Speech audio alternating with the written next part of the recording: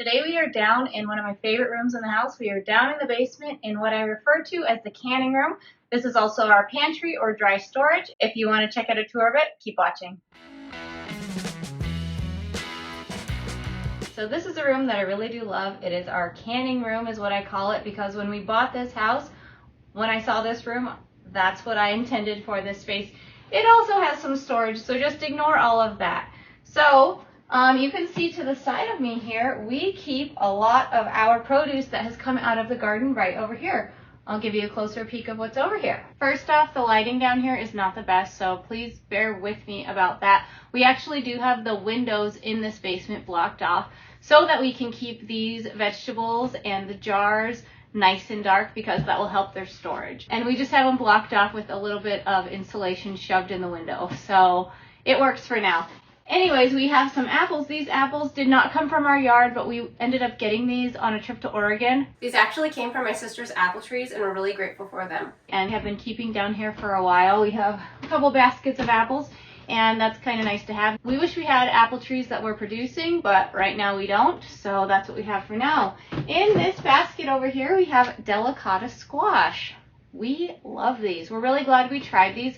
They're really different, and they have their own unique flavor. So we have a little box of them over here, and then under these two buckets we have potatoes in these big tubs back here. So we have 1, 2, 3, 4, 5 buckets or tote tubs of potatoes from the garden.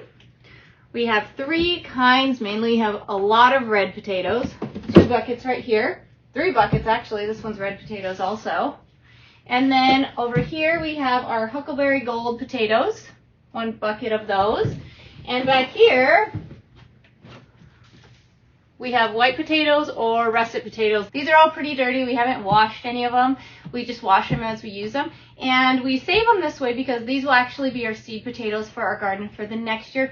And we eat on them all winter long. So it's really nice to have them in this cool, dark place for them to just kind of hang out, and so we can keep using them all winter.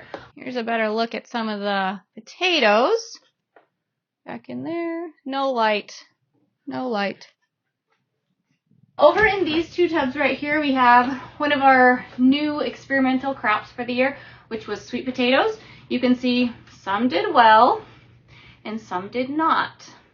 So we did get them cured. If you want to check out our video on our method on how we cured them this year, check it out on our channel. And now they are down here in our basement, which stays a really nice temperature, 50 to 60 degrees, sometimes a little bit cooler, but definitely not freezing. And so we're just going to use these kind of like the other potatoes as we need them.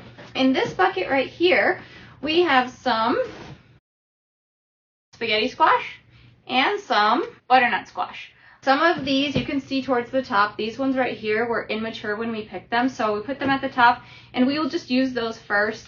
And they should, I hope, still be good. Butternut squash is a first year for us growing those, and we're trying to narrow down the variety that we like to make sure we get enough to make it worthwhile. We definitely had a ton of spaghetti squash. We sold a ton of these at the farmer's market too, and this is kind of what's left, and this will definitely be enough for us for the winter. It's something we enjoy having, but I don't use it as much as I probably should. So that's a goal of mine, is to use the winter squash as much as possible this year and not let it go to waste and not end up composting it, but really end up using it for all of these winter squash. And then we have marigold squash, which I'll show you right here. So these right here are called marigold squash, and they are winter squash that will keep most of the winter, which we really like them. They are really hard skinned and really a buttery orange flesh inside. They're really good, and we have a whole tub over here. This basket right here, these are items we actually did not grow. We're going to experiment with them because I have the variety names of them. We purchased these at our farmer's market. We're going to taste test them and see if there's one of these varieties of winter squash in here that we want to grow next year. So in order to try new things and figure it out, this is just something we're doing this year. We have a couple different kinds of squash in here. I have the names written down, don't know them off the top of my head. I do know this is a butternut that just gets smaller, but it's supposed to be really productive. But we're gonna see if we end up finding a new winter squash that we really like, that we want to grow next year for ourselves and to sell at the farmer's market. So that should be a fun experiment, and we're gonna make a video about it. Check it out on our channel in the future if you're interested. This is also our small amount of onions left over from the garden this year. Something else that we have a little bit left of are tomatoes. This bucket and that basket over there, they were picked green and they have since ripened, and we're going to get these canned up soon. I've just been processing a bunch of tomatoes lately, so I've definitely been on it with the tomatoes and sorting them once they do ripen so that we can get them all canned up.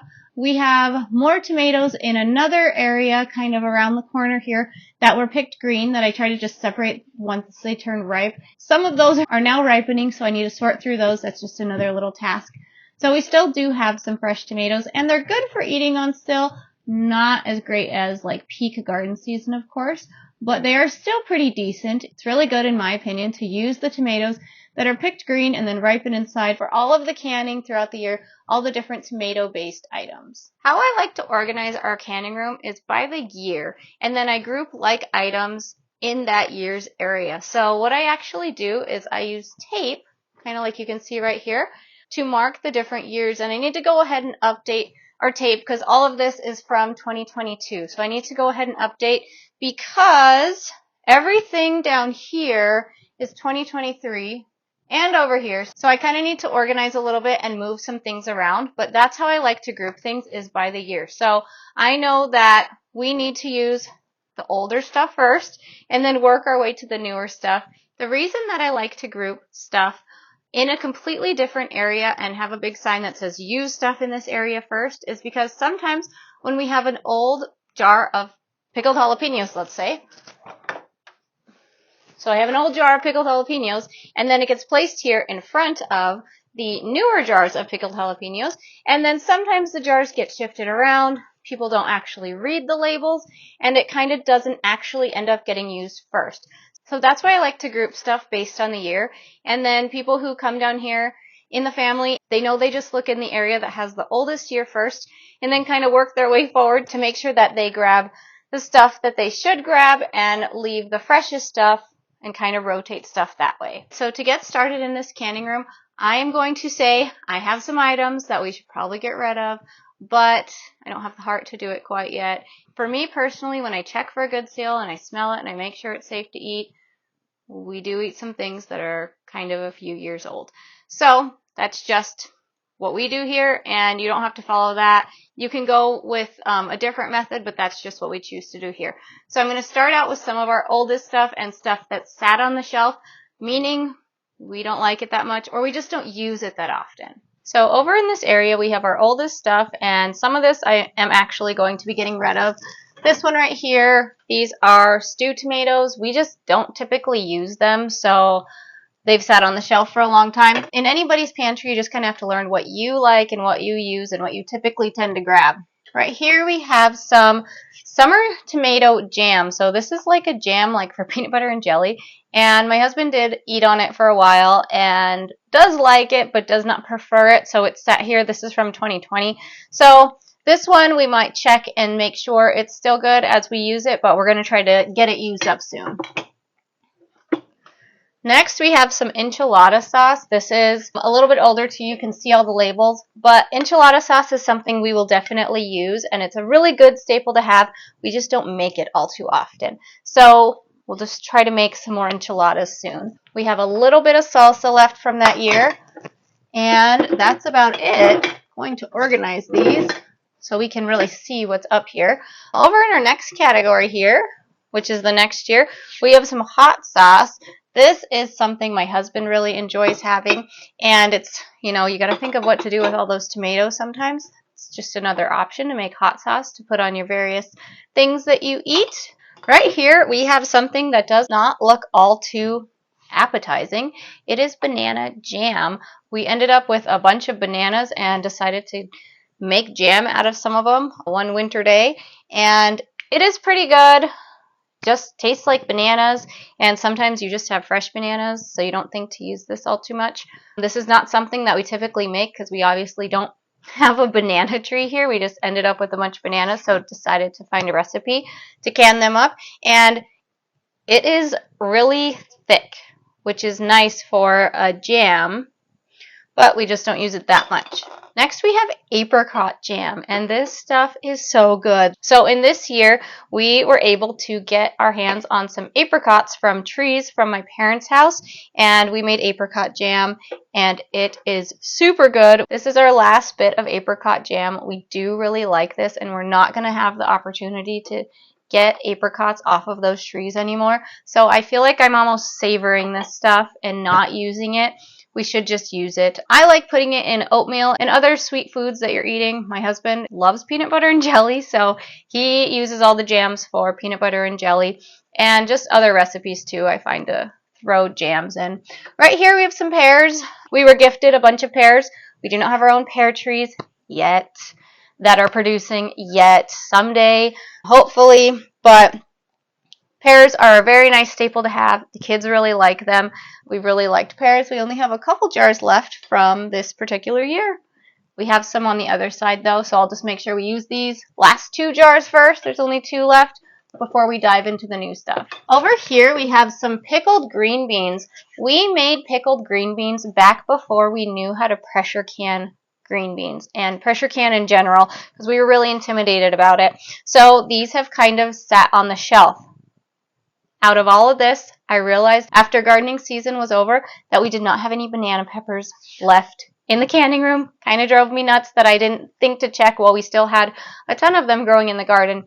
So anyways, when I have a recipe that calls for banana peppers, like sometimes I put that on pizza, I am now substituting pickled green beans just to use these up, and they taste pretty good. It's kind of like I don't know, like almost like an olive or like banana pepper, because it is the same brine that we use. But we're not a huge fan of just taking them and eating them straight, so I'm finding creative ways to use them.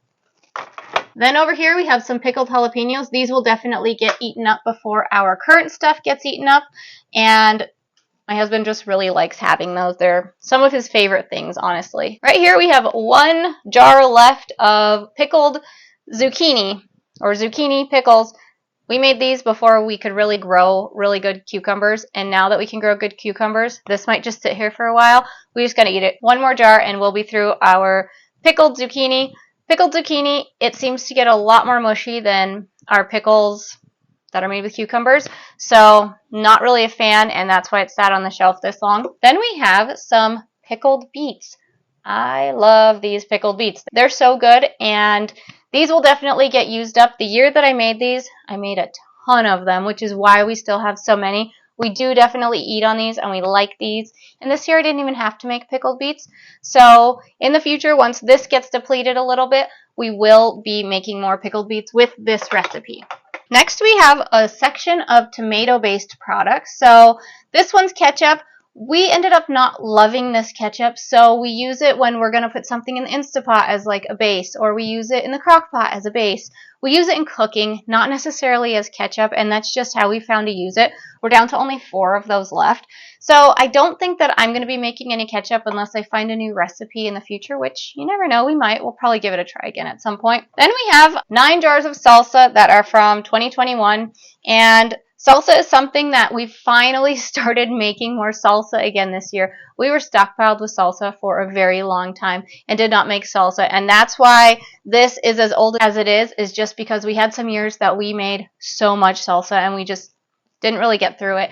And salsa is versatile too. I feel like all the tomato products are really versatile. You can use them in different cooking. Like sometimes I've used salsa as pizza sauce, and that's been really good. It's just a little bit semi-spicier, but really good. So there's so many different ways that you can use some of these items. They don't just have to be, chips and salsa. You can diversify and think of other ways to use them. Then we have some more enchilada sauce. We will just make sure to use our other enchilada sauce before we get to this enchilada sauce. And enchilada sauce is actually something I'm going to be making again soon because we don't have that many. Next we have tomato soup. We love this tomato soup. This is so good. It's one of the nicest things to just have on hand when you're sick. And the year I made these, we made a ton. I think maybe like 60 jars or something, which is why we're down to about like 7 or 8 jars in this row. And this year we're going to be making some more tomato soup out of some of those extra tomatoes that you saw that we're still hanging on to at this point. Our next couple rows right here are applesauce. This applesauce came out really good. Look at the consistency of it. It is yummy. We just don't tend to typically grab it. It's really nice for kids, though, to have applesauce on hand, and I just got to find some more ways to use it and just be better about coming down here and using the applesauce that's already made, like in oatmeal and in other things, versus throwing something from the freezer into it, like some sort of a fruit, just using the applesauce. And that's just on me and something I'm working on. So we make sure to use this food that we put so much time, energy, and effort into harvesting and processing and getting in these jars and buying the jars and buying all the extra ingredients that you need to make certain things and then getting it down here. I just need to use them. And we do pretty good at using them, but I can definitely improve in that. These apples were from apples that our neighbor gave to us, and you know, whenever we're gifted something like that, we make sure to use it and value it, and that's what you see here. Just like the pear trees, we don't quite have apple trees, as I already said, yet that are producing, but someday we hope to be able to grow our own, make our own, and have our own in the canning room ready to go. Our next little batch right here in this row, this is apricot chokecherry jam. So the chokecherries, we did pick those wild, and then the apricot was also from those apricot trees at my parents' house, and we just kind of mixed them together and made their own jam. This is pretty good, but as you can see, super runny. So not great on like a peanut butter and jelly or something like that, but really good as a sauce for cooking and also good in other sorts of things where you want a little bit of sweetness in there. These are really good, and I'm grateful to have those, but we just have to use those the right way. Now we are over to the other side of the canning room that has our stuff that is either from last year or our new stuff that's from this year that I just don't have labeled quite yet. So we have pasta sauce over here. Pasta sauce is something we will definitely use, and I mean, look at the consistency of this stuff. So good. And I use it in so many different things, kind of like salsa. So we like having pasta sauce on hand, and it's really nice, and we will definitely use these. You'll probably notice I didn't say pasta sauce and in any of the other sections that had the older stuff because we use pasta sauce. Next we have a little section of blueberry rhubarb jam. Look at this stuff. Super, super thick, super yummy, and there's no extra pectin in these. I'm going to make a video and put it out soon about our blueberry rhubarb jam. I just really like it. And this stuff is really nice, and we definitely go through it. And these blueberries, we do harvest them in Minnesota every year because they grow wild and they grow like crazy. And there's years where you have really good crops. I actually have a video on our channel about raking blueberries with a blueberry rake that we got this year. That made the job so much easier. And the rhubarb is from rhubarb plants that we grow up there as well. And put them together and it makes an awesome jam. Next over here we have salsa verde. This was made from tomatillos last year. Now, last year was our first year growing tomatillos, and I was excited to try something new, but I'm not a giant fan of this salsa verde because it seems a little bit sour. I think it's a flaw on my part. I need to try a different recipe. I need to make sure I'm doing things correctly because I don't have much experience with tomatillos, so I want to learn about that so that our salsa verde in the future can be a little better, because this is awesome to have enchiladas with green sauce.